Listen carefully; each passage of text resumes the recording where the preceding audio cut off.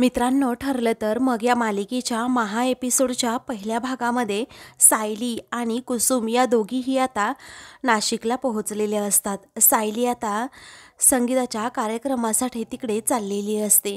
रस्त्याने चालत असताना तिला सारखी अर्जुनची आठवण देखील येत असते।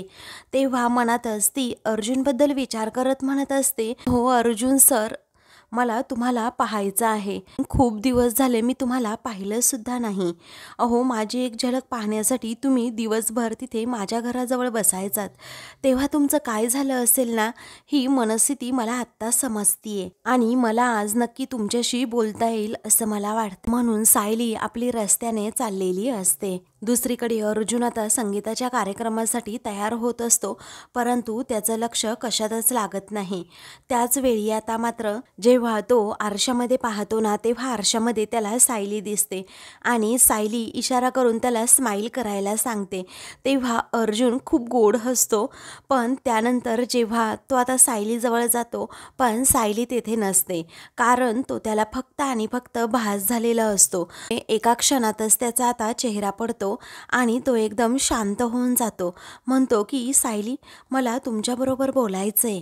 मला तुम्हाला बघितल्याशिवाय एकही दिवस जायचा नाही, परंतु आता कदाचित आयुष्यात तो दिवस पुन्हा कधीही येणार नाही असं मला वाटतंय। इकडे सायली आता येत असते, त्याच वेळी मनात ती विचार करत असते की अर्जुन सर, मी येतीये तुमच्याकडे, मला आज तुम्हाला भेटायचंय, आज तुमच्याबरोबर बोलायचंय आणि मला तुम्हाला हेच खात्रीने सांगायचंय की आपल्या दोघांना कुणीही कधी वेगळं करू शकतच नाही। तर इकडे संगीताच्या कार्यक्रमासाठी सर्वजण अगदी छान असे तयार झालेले असतात।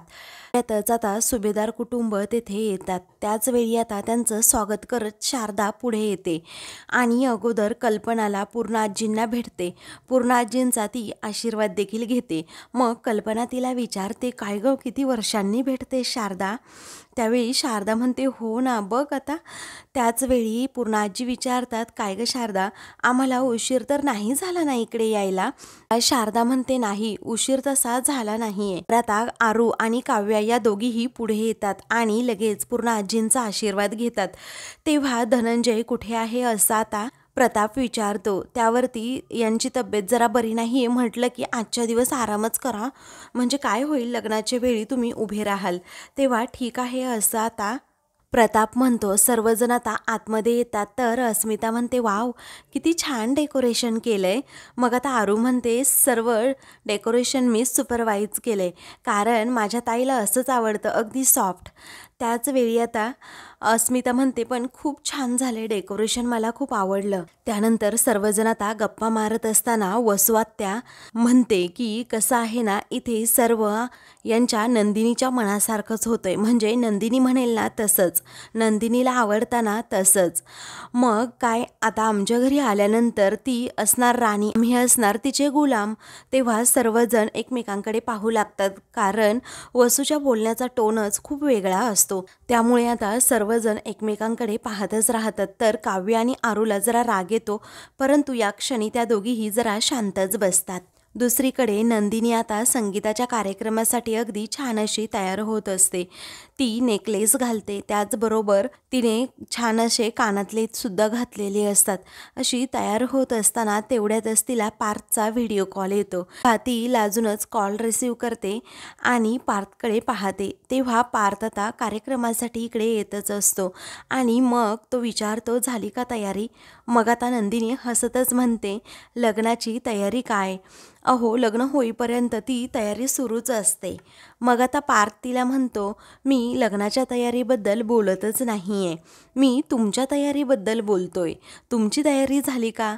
तेव्हा नंदिनी म्हणते, हो झाली, पण पहा ना मी कशी दिसतीये। तेव्हा पार्थ आता नंदिनीला निहाळत असतो आणि तिच्याकडे खूप वेळ पाहतच म्हणतो, खूप छान दिसताय तुम्ही। हा पार्थचं बोलणं ऐकून नंदिनी खूपच लाजते आणि त्याच्याकडे पाहतच राहते।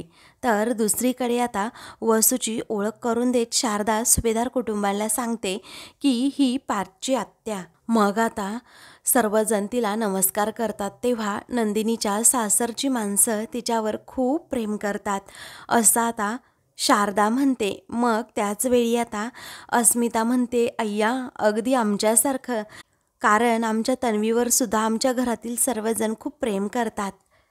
तेव्हा कल्पना म्हणते, ही माझी होणारी सून तन्वी. त्याचवेळी आता तन्वी लगेच थोरा मोठ्यांचा आशीर्वाद घेते. मग त्यानंतर काव्या तन्वीला म्हणते, आजच्या संगीत सोहळ्यामध्ये आपण अगदी धमाल उडवायची. प्रिया म्हणते, हो अगदी मजा करूयात आपण. तेवढ्यातच माई आता तेथे येतात आणि म्हणतात, पूर्णाई. तेव्हा पूर्णाई आता माईंना पाहतात. त्या दोघीही एकमेकींना पाहून खूप खुश होतात आणि मिठी मारतात. त्या दोघीही आता गप्पा मारू लागतात आणि मग नंतर माई विचारते, काय ग पूर्णाई, मी ऐकलंय की प्रतिमा परत आलीये. मग आता हो, प्रतिमा परत आलीये. तेव्हा ती कशी आहे असं आता लगेच माई विचारतात. तेव्हा पूर्णाई म्हणतात, ती अगदी ठणठणीत बरी आहे. मग त्याच वेळी आता प्रतिमा आणि रविराजची एंट्री तेथे होते. तेव्हा अश्विन त्यांच्याकडे पाहत म्हणतो की हे पहा, रविराज काका आणि प्रतिमा आत्या हे दोघेही आले आहेत. त्याचवेळी आता प्रतिमा पुढे येते, परंतु माई आता विचारतात, काय ग प्रतिमा, ओळखलं का मला? तेव्हा प्रतिमा माईंना ओळखत नाही. ते पाहून आता सर्वांनाच वाईट वाटतं. मग रविराज सांगतो की प्रतिमा आता तुम्हाला नाही ओळखणार, असं म्हणून तो प्रतिमाला सावित्री माईंची ओळख करून देत म्हणतो की या सावित्री माई आहेत. तेव्हा प्रतिमा लगेच त्यांच्यासमोर हात जोडते. मग आपल्या लग्नामध्ये आपल्याला यांनीच आशीर्वाद दिला होता असं रविराज म्हणतो. त्याचवेळी आता प्रताप म्हणतो, माईंचा एकूण एक शब्द हा नेहमी खरा होतो बरं का. तेव्हा प्रिया आता सगळ्यांकडे पाहतच राहते. तिला जरा वेगळीच कुणकुण लागलेली असते, काही गडबड तर होणार नाही ना. तेव्हा आता माई म्हणतात, माझा आशीर्वाद तर कायमच तुमच्या पाठीशी आहे. त्याचवेळी आता तुझ्या मुलीचं आणि अर्जुनचं लग्न जमल्यानंतर त्यांनासुद्धा मी आशीर्वाद दिले होते की ते दोघेही एकमेकांची आयुष्यभर साथ सोडणार नाही म्हणून, आणि माझे असे आशीर्वाद अजिबात वाया नाही जायचे बरं का, असं माई आता सर्वांना सांगतात. तेव्हा प्रिया माईंकडे पाहतच राहते आणि जरा घाबरते, कारण खऱ्या तन्वीलाच माईंनी आशीर्वाद दिले होते. त्याचवेळी आता तन्वी आणि अर्जुनची जोडी कधीही आयुष्यभर तुटायची नाही असं आता पुन्हा माई म्हणतात. त्यावेळी प्रिया मात्र मनात विचार करू लागते की असं म्हणून ही माई ना पुन्हा सायली आणि अर्जुनला आशीर्वाद देतीये. आता ही माई बोलते ते खरं होत असेल तर मी मेलेच ठार, असं म्हणून प्रिया आता खूप घाबरते आणि सायली जे काही बोलली होती तेही तिला आठवतं की हे माझे आहेत आणि माझीच राहणार. या अगोदरच सायलीने मला चॅलेंज दिलं आणि ही कुठून कलमडली आता, असं म्हणून प्रिया घाबरते. नंतर रम्या आता तेथे येते आणि रम्या लगेच तन्वी असं म्हणून तिला मिठी मारते आणि हळूच म्हणते की चल ना, मला तुझ्याबरोबर थोडं बोलायचंय, असं म्हणून ती पटकन प्रियाला घेऊन तेथून जाते. इकडे आता नंदिनी आणि पार्थ अजूनही व्हिडिओ कॉलवर बोलत असतात. तेव्हा आता पार्थ नंदिनीला विचारतो, मला फॅशनमधलं काही एवढं समजत नाही, परंतु तुमच्यामध्ये असं फॅशन केल्यानंतर टिकली नाही लावत का? तेव्हा नंदिनी म्हणते, अहो तसं नाही लावतात, ॲक्च्युली काय झालं ती पडली असेल, असं म्हणून ती आता टिकली लगेच आता लावायला जाते. तेव्हा तिच्या हातात जी टिकली असते ना, काव्या पटकन तेथे येते आणि स्वतः ती टिकली लावते. त्याचवेळी आता नंदिनी म्हणते, अगं काय काव्या? मग आता ती म्हणते, काय करू? अगं आईने सांगितलंय की पार्थ आता येत असतील, त्यांच्या ओवाळणीसाठी तिथे मला गेटवर जायला हवं, आणि मग आई म्हणाली की कुंकू वगैरे लावायचं. म्हटलं कुंकू नाही तर निदान टिकली तरीच, मी इथे आले तर तू हातात टिकली घेऊन रेडीसुद्धा. मग आता असं म्हणून काव्या खूप बडबड करू लागते. पार्थ आता हे सगळं ऐकत असतो तर नंदिनीला ते खूप ऑकवर्ड वाटत असतं. ती आता म्हणत असते, अगं काव्या जरा बघ ना इकडे तिकडे. तरीही काव्या ऐकत नाही. ती म्हणते, ताई लग्न झाल्यानंतर तू मला म्हणशील काव्या इकडे ये बाई आणि सर्व सामान आता तू वापर. त्याचवेळी नंदिनी म्हणते, काव्या बाळा अगं बोलताना जरा इकडे तिकडे पाहायचं असतं. मग काव्या म्हणते, आपण दोघीच आहोत इथे. नंदिनी म्हणते, बघ ना तू इकडे तिकडे जरा. तेव्हा तिला समजतं की पार्थचा व्हिडिओ कॉल आहे. तेव्हा ती म्हणते, हाय पार्थ. मग आता पार्थच थोडा लाजतो, म्हणतो आम्ही येतच आहे. त्यावेळी काव्या म्हणते, चला हे पहा, ही बायको तुमचीच आहे आणि तुमचीच राहणार आहे. अहो टिकलीचं काय घेऊन बसलात, सॉरी हां तुमच्या बायकोची टिकली घेतल्याबद्दल, पण आता तुमचं नावच ती तिच्या नावासमोर जोडणार आहे. नंदिनी म्हणते, काव्या जा बरं, आई बोलवतीये तुला. त्यावेळी काव्या म्हणते, तुम्हाला डिस्टर्ब होतो का, असं म्हणून ती आता तेथून जाते. तर आता नंदिनी पुन्हा एकदा ती गेल्यानंतर टिकली लावते. त्यावेळी आता तुमचा मेकअप पूर्ण झाला, आता तुमची तयारी पूर्ण झाली असं पार्थ म्हणतो. तर नंदिनी अजूनच लाजते. इकडे सायली आता वेटरच्या वेशामध्ये तिथे आलेली असते. तेव्हा दुसरीकडे अर्जुनला भास होतो की माझी सायली आली आहे. तेव्हा तो खूप खुश होतो. त्याचा चेहरा आता पडलेला असतो. तर आता फुलाप्रमाणे त्याचा चेहरा खुलतो आणि तो म्हणतो मिसेस सायली. त्यावेळी आता चैतन्य म्हणतो मिसेस सायली म्हणजे सायली इथे नाही अर्जुन. अरे अख्खं जग तुमच्या दोघांना वेगळं करायला पाहतोय आणि तेवढाच तू तिच्याजवळ जातो. अरे तुला भास होत असेल सायली वहिनी आल्याचा. तेव्हा तो म्हणतो नाही, इथे माझ्या आसपासच कुठेतरी सायली आहेत असं म्हणून आता तो चैतन्याला खात्रीने सांगतो. तर इकडे सायलीने मास्कने आपला चेहरा लपवलेला असतो. त्यामुळे आता कुणाला ओळखत नाही की ती सायली आहे म्हणून.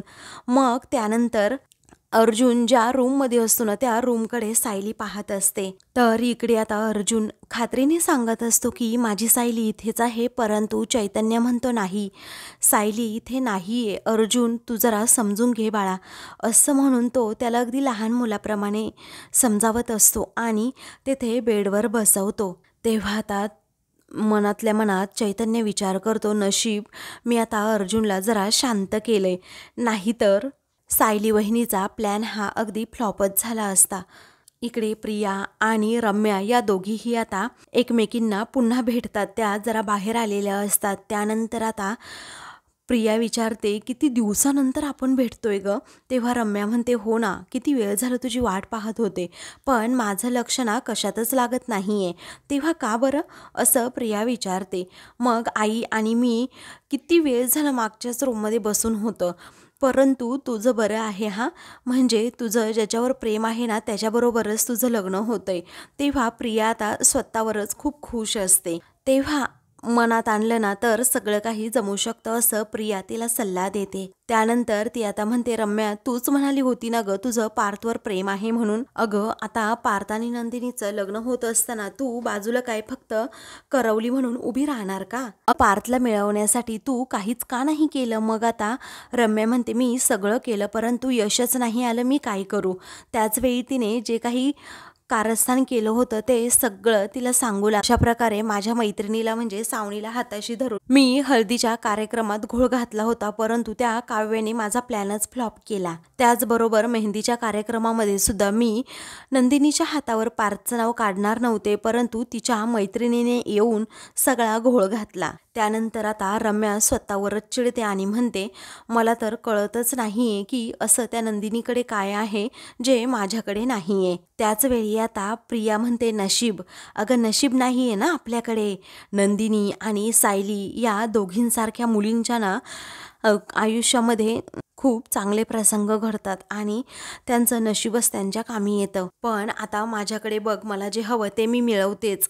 त्यानंतर रम्या म्हणते अगं पार्थ आणि नंदिनी या दोघांनाही एकत्र डान्स करताना मी नाही बघू शकत, मी कसा थांबवू हा डान्स? त्याच वेळी आता प्रिया म्हणते कर ना तू काहीतरी. अगं अशी काहीतरी युक्ती शोधून काढ ना, ती मुलगी डान्स सोडूनच पळून गेली पाहिजे. अगं पार्थला काय, तिला कुणालाच नजर नाही मिळवता आली पाहिजे, तिला स्वतःची लाज वाटली पाहिजे. तेव्हा खरंच असं होईल का असं आता रम्या विचारते आणि मी त्या दोघांनाही डान्स करू देणार नाही, तू म्हणाली तशी काहीतरी युक्ती आता शोधूनच काढते असं रम्या म्हणते. इकडे सायली आणि कुसुम या दोघीही वेटरच्या वेशात असतातच.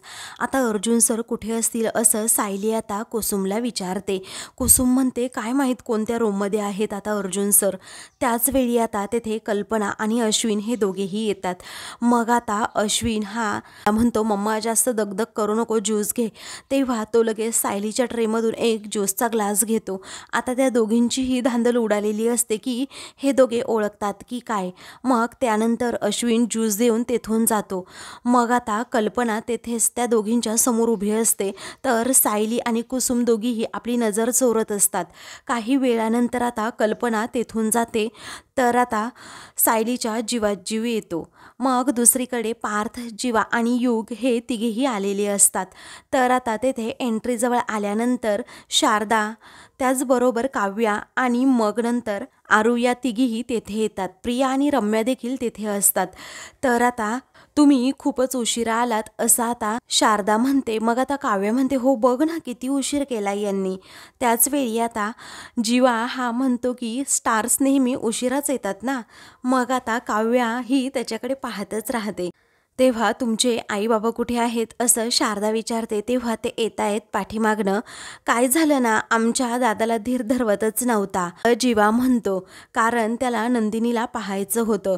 असं म्हणून तो पार्थला विचारतो, जिजासाठी तुला धीर धरवत नव्हता, ती इथे दिसतच नाहीये.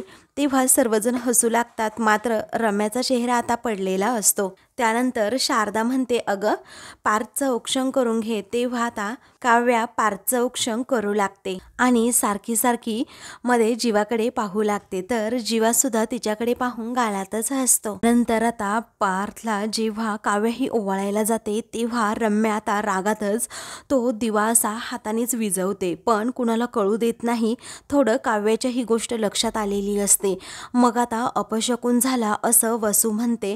त्याचवेळी शारदा म्हणते, कसला अपशकुन? अहो असं काहीही नसतं, म्हणजे वाऱ्याची झुळूक आली ना म्हणूनच हा दिवा विझला. त्यावरती काव्या जरा रागातच रम्याकडे पाहते.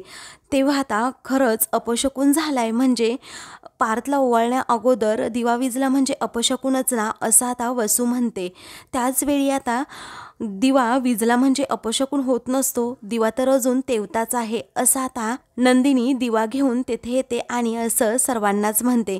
तेव्हा नंदिनी आता दिवा घेऊन आल्यामुळे सर्वांना खूप आनंद होतो. वसू आत्या आणि रम्याचा चेहरा मात्र पडलेला असतो. तर प्रिया देखील रागातच नंदिनीकडे पाहत असते. तर नंदिनी म्हणते, एक लहानसा दिवा आपल्या नात्याचं भविष्य ठरवू शकत नाही. नाती ही प्रेमामुळे टिकतात, हो की नाही? तेव्हा पार्थला खूप आनंद होतो आणि तो नंदिनीकडे पाहतच राहतो, कारण नंदिनीने तिच्या बोलण्यातून सर्वांना पॉझिटिव्ह फील करून दिलेलं असतं. त्यामुळे सर्वजण आता होतात. मात्र रम्याचा जळफळाट होतो. नंदिनी आता काव्याला म्हणते, अगं घे ना औक्षण करून आता त्यांचं. त्यावेळी अगदी आनंदानेच आता ती पुन्हा पार्थचं औक्षण करते. नंदिनी आता पार्थला घेऊन आतमध्ये जाते. तर आता सर्वांचा डोळा चुकवून हळूच जीवा काय करतो तर काव्याचा हात पकडतो आणि तिला जरा आतमध्ये घेऊन जातो आणि तिच्याकडे खूप प्रेमाने पाहतो. काव्य म्हणते, काय? मग आता तो इशारा करून तिला म्हणतो, खूप सुंदर दिसतेस असं म्हणून तो तिला डोळा देखील मारतो. मग काव्य अजूनच लाजते. त्यानंतर तो आता तिला फ्लाइंग किस देतो, पण आता काव्य तो किस अडवते. तेव्हा पुन्हा तो किस खिशात घालतो आणि तिच्या पाठीमागे जातो. इकडे रम्या आणि प्रिया या दोघीही बाजूला येतात. तेव्हा आता रम्या म्हणते, काय करू ना कळतच नाही. तेव्हा प्रिया म्हणते, तू वेडी आहेस का गं? अगं आपल्याच लग्नात कुणी असा दिवा विझवतं का? अपशकुन कुणी करतं का? त्यावेळी रम्या म्हणते, म्हणजे? तेव्हा तुझं आणि पार्थचं लग्न होणार आहे हे फिक्स आहे ना? मग तुझ्याच लग्नात तू अपशकुन करतेस का? हाताने दिवा विझवायची काय गरज होती? रम्या म्हणते, माझ्या लक्षातच आलं नाही. आता पुढे काय करू मग? तेव्हा प्रिया म्हणते, सगळं मीच सांगू का आता तुला? डोकं वापर की जरा. असं म्हणून ती तिला डोकं वापरायला सांगते. तेव्हा आता हो, माझ्या मनात एक कल्पना आली असं म्हणून ती जी काही तिची आयडिया असते ती प्रियाला सांगते. प्रिया म्हणते, हो डन, आता जा तू कर हे सगळं. मग आता ती लगेच तेथून जाते. तर आता नंदिनी तितक्यात तेथे येते. प्रियाला अडवत म्हणते, काय गं? अगं माझ्या माहितीनुसार सायलीचं आणि अर्जुनचं लग्न झालं होतं बरोबर? तेव्हा ती म्हणते, अगं मला जायचे, जरा उशीर होतोय. नंदिनी म्हणते, थांब माझ्या प्रश्नाचं उत्तर तरी दे. असं म्हणून आता ती प्रियाला म्हणते की अगं सायलीचं आणि अर्जुनचा अजून डिवोर्ससुद्धा झाला नाही आणि तू लगेच लग्नाला उभीसुद्धा राहिलीस. त्यानंतर प्रिया म्हणते, तुझ्याकडची माहिती चुकीची आहे, कारण त्या दोघांचा डिवोर्स झाला आहे. सायली आता अर्जुनचं आयुष्य नाही तर मी अर्जुनची बायको होणार आहे असं म्हणून प्रिया तेथून जाते. तर नंदिनीला टेन्शन येतं. तर दुसरीकडे सायलीच्या मनाची घालमेल सुरू असते की कधी एकदा अर्जुनला भेटेल, म्हणून ती सारखी कुसुमकडे पाहते. संगीत सोहळा सुरू होणार असतो. तेव्हा आता युग हा अगोदर स्टेजवर येतो आणि लगेच सर्वांचं स्वागत करू लागतो, परंतु तो माईक चालू नसतो. त्याचवेळी आरू पुढे येते आणि योगच्या हातातून माईकच ओढून घेत म्हणते की हे बघ, माझ्या नंदिनी ताईचं लग्न असल्यामुळे अँकरिंग तर मीच करणार. मग आता योग पुन्हा तिच्या हातातून तो माईक ओढून घेत माझ्याही पारदादाचं लग्न आहे, अँकरिंगचा आणि तुझा काही संबंध, असं तो तिला म्हणतो आणि बाजूला तिला थोडंसं ढकलत तिच्या हातातून तो माईकच ओढतो. तेव्हा त्या दोघांचं आपलं असं सतत माईक ओढणं सुरू असतं. त्यामुळे अश्विनच पुढे जातो आणि त्या दोघांच्याही हातातून माईक घेत hello ladies and beautiful gentlemen असं म्हणून तो आता सर्वांचं अगोदर तेथे संगीताच्या कार्यक्रमासाठी आलेल्या पाहुण्यांचं स्वागत करतो. तर मित्रांनो, आता महा एपिसोडचा दुसरा भाग पाहण्यासाठी चॅनलला सबस्क्राईब करा.